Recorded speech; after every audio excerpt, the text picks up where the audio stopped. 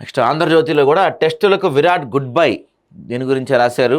ఇక అణుబాంబు బూచికి బెదరం, అణ్వస్త్ర బెదిరింపులను సహించం, ఉగ్రవాదులు వారికి ఆశ్రమించే ప్రభుత్వాలను వేరువేరుగా చూడం, నుదుట సింధూరాన్ని తుడిచే సాహసం చేస్తే వాటి ప్రధాన కార్యాలయాలను తుడిచిపెట్టేశాం, సరిహద్దుల్లో దాడికి సిద్ధమైతే పాక్ గుండెలపైనే దాడులు చేశాం, భద్రతా బలగాల తెగువ పరాక్రమం తిరుగులేనివి, ఉగ్ర స్థావరాలనే కాదు నైతిక స్థైర్యాన్ని బదాబదలు చేశాం, మన దాడులతో పాక్ ఊహకు కూడా అన్నంత విధ్వంసం, అందుకే ప్రపంచ దేశాలని వేడుకుంది, పరిగెత్తుకుంటూ వచ్చింది. మేడ్ ఇన్ ఇండియా రక్షణ వ్యవస్థల సత్తా ప్రపంచానికి తెలిసింది. ఉగ్రవాదం చర్చల సహజీవనం సాగించలేవు, ఉగ్రవాదం వ్యాపారం ఒకే బాటలో పనిచేయలేవు, రక్తం నీళ్లు కలిసి ప్రవహించలేవు. జాతిని ఉద్దేశించి ప్రసంగంలో ప్రధాని మోడీ.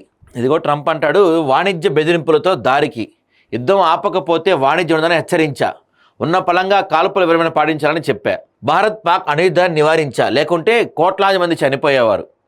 భారత్ పాక్ ప్రధానులు పరిస్థితిని అర్థం చేసుకున్నారు. భారత్తో చర్చలు ప్రారంభించాం, పాక్తోనూ త్వరలో.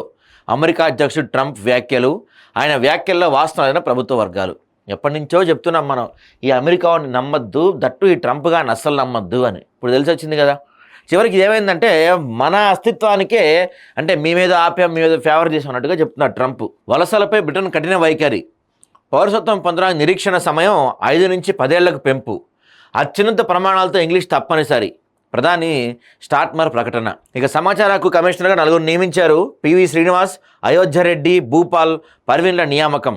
3 ఏళ్ల పాటు పదవుల్లో. హరిప్రసాద్, కేఎల్ఎన్, వైష్ణవికి నో ఛాన్స్, రాములు స్థానంలో భూపాల్కు ఛాన్స్. గవర్నర్తో సీఎం రేవంత్ రెడ్డి భేటీ, ఆ వెంటనే ఉత్తర్వులు విడుదల చేశారు.